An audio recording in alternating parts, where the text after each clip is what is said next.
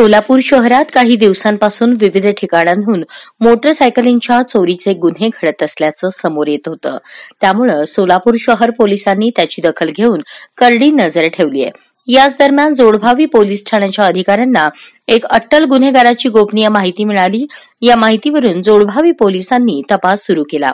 या तपासादरम्यान दहिटणे रोडला घराच्या झाडाझुडपात 4 मोटरसायकली विक्री करण्यासाठी ठेवल्याचं समोर आलं.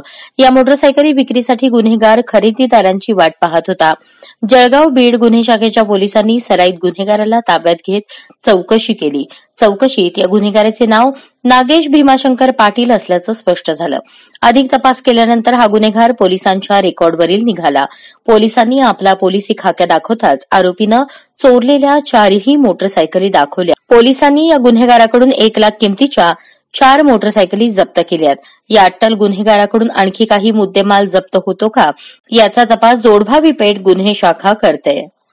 आमच्याकडे जोडभावी पोलिसांच्या रेकॉर्डवरील एक आरोपी नागेश भीमाशंकर पाटील राहणार घोंगडे वस्ती याला आम्ही दहिटणे फाट्यावरून ताब्यात घेतलेल्या संशयावरून आणि तो पूर्वीचा रेकॉर्डवरील असल्यामुळे त्याच्याकडे चौकशी केली असता त्याने जोडभावी पोलिसांच्या हद्दीमधून 4 मोटरसायकल गाड्या चोरल्या होत्या आणि त्यांनी त्या विक्रीकरता ठेवल्या होत्या. त्या गाड्या आम्ही जप्त केलेल्या आहेत आणि त्याच्याकडं आणखी काही वाहने मिळतात का याबाबत तपास चालू आहे. सदरचा आरोपी हा पूर्वीचा मोटरसायकल चोरीच्या रेकॉर्डवरचा आहे.